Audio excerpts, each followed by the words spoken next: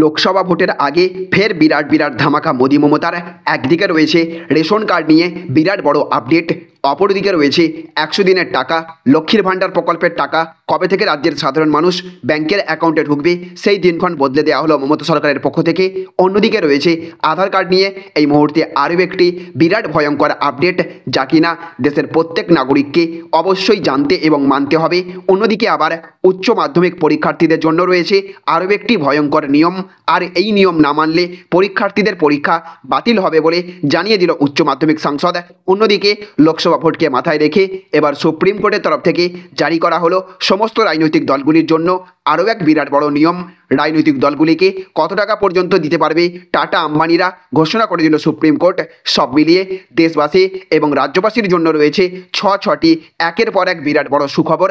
তো আজকের ঘোষণার ফলে ঠিক কোন কোন ক্ষেত্রে আপনি লাভবান হতে চলেছেন, প্রত্যেকটি প্রকল্পের সুবিধা সরাসরি আপনি কিভাবে পাবেন, কবে থেকে পাবেন, সমস্ত কিছুই আমরা আজকের এই ভিডিওতে বিস্তারিতভাবে জেনে নেব।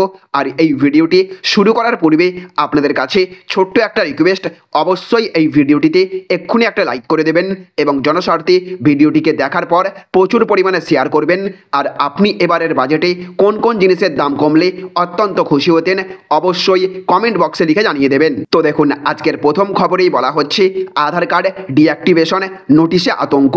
তো লোকসভা ভোটের আগে বাংলাতেও এনআরসি সিএএ নিয়ে বিজেপি রাজনীতি করতে চাইছে বলে গত বেশ কয়েকদিন ধরেই অভিযোগ করছিলেন মুখ্যমন্ত্রী মমতা বন্দ্যোপাধ্যায়। বিধানসভাতেও মমতা অভিযোগ করেছেন অনেক জায়গায় আধার কার্ড বাতিল করে দিচ্ছে কেন্দ্র সরকার যাতে মানুষ ভোট দিতে না পারে। তার মধ্যেই নতুন করে বিতর্ক তৈরি হয়েছে পূর্ব বর্ধমানের জামালপুর থানার জৌগ্রাম, আজাপুর, আবুঝাটির প্রায় 80টি পরিবারের কাছে এই দিনে আধার কার্ড ডিঅ্যাক্টিভেট করার চিঠি পৌঁছানোই এই দিন দুপুরে ডাক মারফত যে চিঠি ওই পরিবারগুলোর হাতে পেয়েছে তাতে পরিবারের সদস্যদের আধার কার্ডের নম্বর উল্লেখ করে জানানো হয়েছে unique identification authority of India বা ইউআইডিআই ওই কার্ডগুলি নিষ্ক্রিয় করে দিয়েছে। আধার কার্ড আবার চালু করতে হলে নিকটবর্তী ইউআইডিআই অফিসে গিয়ে তাদের অভিযোগ করতে বলা হয়েছে। এমন চিঠি হাতে পেয়ে আতঙ্কিত ওইসব গ্রামের বাসিন্দারা বিষয়টি সম্পর্কে বিস্তারিত খোঁজখবর নিচ্ছে জেলা প্রশাসন। পূর্ব বর্ধমানের জেলা শাসক বিধান রায় বলেছেন, বিষয়টি আজই আমার নজরে এসেছে, বিস্তারিত খোঁজখবর নিয়ে প্রয়োজনীয় ব্যবস্থা নেওয়া হবে। আধার কার্ড নিষ্ক্রিয় করার ক্ষেত্রে ইউআইডিআইয়ের চিঠিতে আধার কার্ডের রেগুলেশন 2016 28 এর ধারার উল্লেখ করা রয়েছে। চিঠিতে বলা হয়েছে সংশ্লিষ্ট ব্যক্তি ভারতে থাকার প্রয়োজনীয় শর্তাবলী পূরণ করতে পারেননি। এই নিয়ে কারো কোনো অভিযোগ থাকলে ইউআইডিআইয়ের আঞ্চলিক অফিসে যোগাযোগ করতে বলা হয়েছে। কিন্তু হঠাৎ কেন এই আধার কার্ড ডিঅ্যাক্টিভেট করে দেওয়া হচ্ছে? আধার কর্তৃপক্ষের একটি সূত্রের দাবি, কোনো বিদেশি নাগরিক 182 দিন বা তার বেশি সময় বৈধ ভিসা নিয়ে ভারতে থাকলে তিনিও আধারের জন্য আবেদন করতে পারেন, কিন্তু ভিসার মেয়াদ শেষ হয়ে যাওয়ার পরেও অবৈধভাবে তিনি এই দেশে থাকলে তার আধার কার্ড ডিঅ্যাক্টিভেট করে দেওয়া হতে পারে। বর্ধমানের যাদের কাছে চিঠি গিয়েছে তারা তো সবাই এই দেশেরই বাসিন্দা, তাহলে তাদের কার্ড ডিঅ্যাক্টিভেট করে দেওয়া হচ্ছে কেন? আধার কর্তৃপক্ষের অন্য একটি সূত্রের এক্ষেত্রের ব্যাখ্যা, 2010 থেকে 2014 সাল পর্যন্ত যারা আধার কার্ড করিয়েছেন অনেক ক্ষেত্রে তারা প্রয়োজনীয় নথিপত্র জমা দেননি। এখন আধার ডেটাবেস পরীক্ষা করে তেমন ব্যক্তিদের নোটিশ পাঠানো হচ্ছে, তারা আধার কার্ডের জন্য প্রয়োজনীয় নথিপত্র জমা দিলে আবার তা অ্যাক্টিভেট করে দেওয়া হবে। যদিও আধার কর্তৃপক্ষ এই বিষয়টি নিয়ে কোনো সরকারি বিবৃতি এই দিন রাত পর্যন্ত দেননি। এদিকে আবার আজকের আরও একটি বড় খবর, লক্ষ্মীর ভাণ্ডারের টাকা বেড়েছে, বাংলার কত মহিলা পাবেন এই ভাতা, হিসেব দিলেন মমতা। তো মমতা বন্দ্যোপাধ্যায়ের অন্যতম জনকল্যাণকারী প্রকল্পগুলির মধ্যে একটি হচ্ছে লক্ষ্মীর ভাণ্ডার। মহিলাদের সার্বিক উন্নয়নের লক্ষ্যে এই প্রকল্প বাংলার সব মহিলাই যাতে হাত খরচের টাকা পেতে পারেন সেই জন্য লক্ষ্মীর ভাণ্ডার প্রকল্প চালু করেছে রাজ্য সরকার। বিধানসভায় এবছর বাংলার কত মহিলা এই সরকারি ভাতা পাবেন তার হিসেব দিয়েছেন মুখ্যমন্ত্রী মমতা বন্দ্যোপাধ্যায়। এবছর ভাতা বাড়ার পাশাপাশি উপভোক্তাও বেড়েছে। মুখ্যমন্ত্রী জানিয়েছেন লক্ষ্মীর ভাণ্ডার বেড়ে হলো 2,13,24,50,000 রয়েছেন 100 দিনের কাজে জব কার্ড হোল্ডার। রাজ্যের মুখ্যমন্ত্রী মমতা বন্দ্যোপাধ্যায়ের মস্তিষ্ক প্রসূত এই প্রকল্পের ফলে প্রতি মাসেই 500 টাকা করে পাচ্ছেন রাজ্যের মহিলারা, সরাসরি তাদের ব্যাংকের অ্যাকাউন্টে ঢুকছে এই টাকা। রাজ্যের প্রায় 2 কোটি মহিলা এই প্রকল্পের জন্য নাম লিখিয়েছিলেন, এবার সেই সংখ্যা আরও বেড়েছে। কয়েকদিন আগেই এবছরের রাজ্য বাজেটে এবার এই লক্ষ্মীর ভাণ্ডার নিয়ে বিরাট ঘোষণা করেছিলেন রাজ্যের মন্ত্রী চন্দ্রিমা ভট্টাচার্য। লক্ষ্মীর ভাণ্ডার প্রকল্পে ভাতা 500 টাকা থেকে বাড়ানো হয়, যার ফলে 1000 টাকা করে পাবেন মহিলারা। অন্যদিকে জনজাতি মহিলাদের জন্য ভাতা বাড়িয়ে করা হয়েছে 1200 টাকা। আগামী মে মাস থেকে নতুন বাড়ানো ভাতা পাবেন মহিলারা বলে জানিয়েছেন মুখ্যমন্ত্রী। এদিকে আবার আজকের আরও একটি বড় খবর, উচ্চ মাধ্যমিকে আরও কঠোর ব্যবস্থা, এই জিনিস নিয়ে গেলেই বাতিল হবে পরীক্ষা, জানালো সংসদ। তো চলতি বছরে একাধিক অপ্রীতিকর ঘটনা ঘটেছে মাধ্যমিক পরীক্ষায়। কোথাও প্রশ্নপত্র ফাঁসের ঘটনা ঘটেছে, আবার কোথাও মোবাইল ফোন নিয়ে ধরা পড়েছে পরীক্ষার্থী।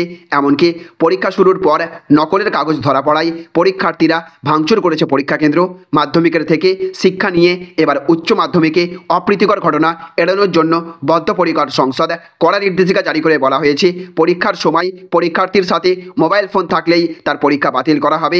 উচ্চ মাধ্যমিক শিক্ষা সংসদের নথিতে আরও বলা হয়েছে, পরীক্ষা কেন্দ্রের অন্যান্য কর্তব্যরত আধিকারিক এবং স্কুলের সমস্ত শিক্ষক শিক্ষিকা শিক্ষাকর্মীরাও প্রবেশ করতে পারবেন না মোবাইল ফোন নিয়ে।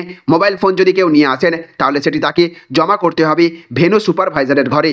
এদিকে আবার আজকের আরও একটি বড় খবর, 21শে ফেব্রুয়ারি নয় 100 দিনের টাকা দেওয়ার দিন পিছলেন মুখ্যমন্ত্রী। তো 21শে ফেব্রুয়ারি নয় 100 দিনের প্রকল্পে বঞ্চিত শ্রমিকরা টাকা পাবেন 1 মার্চ থেকে। বিধানসভায় জানালেন মুখ্যমন্ত্রী মমতা বন্দ্যোপাধ্যায়, মনরেগা প্রকল্পে বাংলার জব কার্ড হোল্ডাররা কেন্দ্রের টাকা পায়নি, তাদের পাওনা মেটানোর উদ্যোগ নিয়েছেন খোদ মুখ্যমন্ত্রী। 21শে ফেব্রুয়ারি থেকে তাদের টাকা পাওয়ার কথা, কিন্তু সেই দিনক্ষণ বদল হলো বলে জানালেন মমতা। কেন হঠাৎ দিন বদল? কারণ হিসেবে মমতা জানিয়েছেন 21 লক্ষ নয়, সার্ভে করে দেখা গিয়েছে বঞ্চিত শ্রমিকের সংখ্যা 24 লক্ষ, তাই টাকা পাঠানোর দিন বদল করা হলো।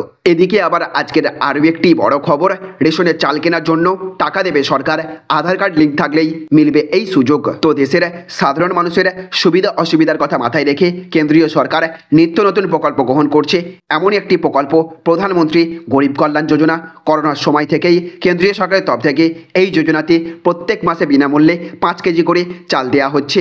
তবে এবার শোনা যাচ্ছে এর সঙ্গে প্রত্যেক মাসে অতিরিক্ত হিসেবে 170 টাকা পাওয়া যাবে।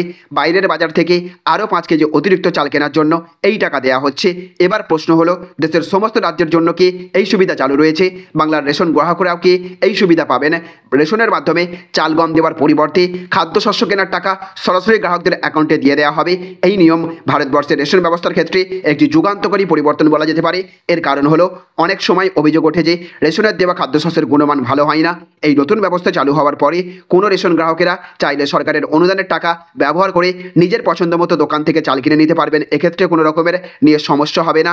স্বভাবতই এই নতুন সিদ্ধান্তে খুশি হয়েছেন রেশন গ্রাহকেরা। তবে এই সুবিধা পশ্চিমবঙ্গের রেশন গ্রাহকেরা পাবেন না, কারণ এই প্রকল্প বা সুবিধা কর্ণাটক রাজ্যের রেশন গ্রাহকদের জন্য শুরু করা হয়েছে প্রথমে। তো দেখুন আজকের অন্তিম আপডেট, রাজনৈতিক দলগুলিকে কত টাকা পর্যন্ত দিতে পারবে টাটা আম্বানিরা, কি বলল সুপ্রিম কোর্ট জানুন। তো নির্বাচনী বন্ড প্রকল্প বাতিল করেছে সুপ্রিম কোর্ট। এই ঐতিহাসিক রায় ঘোষণার সময় এই প্রকল্প চালুর সময় 2013 সালের কোম্পানি আইনে যে সংশোধনী আনা হয়েছিল তারও সমালোচনা করেছে আদালত। ওই সংশোধনী কর্পোরেট সংস্থাগুলিকে লাগাম ছাড়া রাজনৈতিক অনুদান দেওয়ার অনুমতি দিয়েছিল।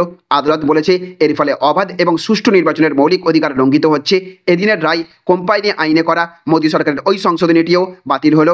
এতে রাজনৈতিক প্রেক্ষাপটে কী পরিবর্তন ঘটলো আসুন বিষয়টা বুঝে নেওয়া যাক। 2013 সালের কোম্পানি আইনের 182 নম্বর ধারায় ভারতীয় কর্পোরেট সংস্থাগুলিকে কোনো রাজনৈতিক দলের তহবিলে অনুদান দেওয়ার অধিকারকে নিয়ন্ত্রণ করার কথা বলা হয়েছিল। এই ধারায় 5টি শর্ত ছিল। প্রথম শর্ত হচ্ছে, অনুদানটির ক্ষেত্রে সংশ্লিষ্ট সংস্থার বোর্ডের অনুমোদন থাকতে হবে। নগদে কোনো অনুদান দেওয়া যাবে না। সংস্থার লাভ লোকসান অ্যাকাউন্টে অনুদানের কথা জানাতে হবে। সংস্থা তার 3 বছরের গড় লাভের 7.5% বেশি দান করতে পারবে না এবং সংস্থা যে পার্টিকে দান করছে তার নাম জানাতে হবে। কি বদলানো হয়েছিল? 2017 সালে এই আইনের একটি সংশোধনী এনেছিল মোদী সরকার। কোনো সংস্থা কত পরিমাণ অর্থ অনুমোদন দিতে পারবে তার উপর যে সীমা আরোপ করা ছিল তা সরিয়ে দিয়েছিল এই সংশোধনী। সেই সঙ্গে সরিয়ে দেওয়া হয়েছিল কোন পার্টিকে সংস্থাটি দান করছে সেই পার্টির নাম প্রকাশের প্রয়োজনীয়তা। এবার কোম্পানি আইনের সংশোধনীকে অপ্রয়োজনীয় বলেছে আদালত। ভারতের প্রধান বিচারপতি DY চন্দ্রচূড় বলেছেন, ব্যক্তি অবদানের থেকে রাজনৈতিক প্রক্রিয়ায় কোনো কর্পোরেট সংস্থার প্রভাব বেশি থাকে। তারা অনুদান করে সম্পূর্ণভাবে ব্যবসায়িক স্বার্থে, এটা লেনদেনের মতো। কোম্পানি আইনের 182 নম্বর ধারার সংশোধনীতে সংস্থা এবং ব্যক্তিদের সমানভাবে দেখা হয়েছে, যা স্পষ্টতই অযৌক্তিক। তিনি আরও বলেছেন, এই সংশোধনী আনার আগে লোকসানে থাকা সংস্থাগুলি রাজনৈতিক অনুদান দিতে পারত না। এই সংশোধনী লোকসানে চলা সংস্থাগুলি এবং একটি রাজনৈতিক দলগুলির মধ্যে লেনদেনের সম্ভাবনা খুলে দিয়েছে। রাজনৈতিক দলগুলিকে অর্থ দিয়ে তার বিনিময়ে ওই লোকসানে চলা সংস্থা সরকারি সুবিধা পেতে পারে, যার মাধ্যমে তারা লাভজনক সংস্থায় পরিণত হতে পারে। রাজনৈতিক দলগুলিকে কর্পোরেট সংস্থাগুলির এই লাগামহীন অনুদান দেওয়ার ক্ষমতা অবাধ এবং সুষ্ঠু নির্বাচনের বিরোধী বলে জানিয়েছে আদালত। এর ফলে কিছু ব্যক্তি বা সংস্থা সরকারি নীতি প্রণয়নে প্রভাব বিস্তার করতে পারে, তাই এই সংশোধনী অসাংবিধানিকও বটে। তাহলে ফ্রেন্ডস বুঝতে পারলেন, এই ছিল আজকের কয়েকটি গুরুত্বপূর্ণ আপডেট। এই ভিডিওটি আপনাদের যদি ভালো লেগে থাকে তাহলে অবশ্যই ভিডিওটিতে লাইক করবেন এবং অবশ্যই ভিডিওটিকে রাজ্যের সমস্ত মানুষের কাছে শেয়ার করে সকলকে জানার সুযোগ করে দেবেন। ভালো থাকবেন, সুস্থ থাকবেন। Thank you friends, thank you for watching.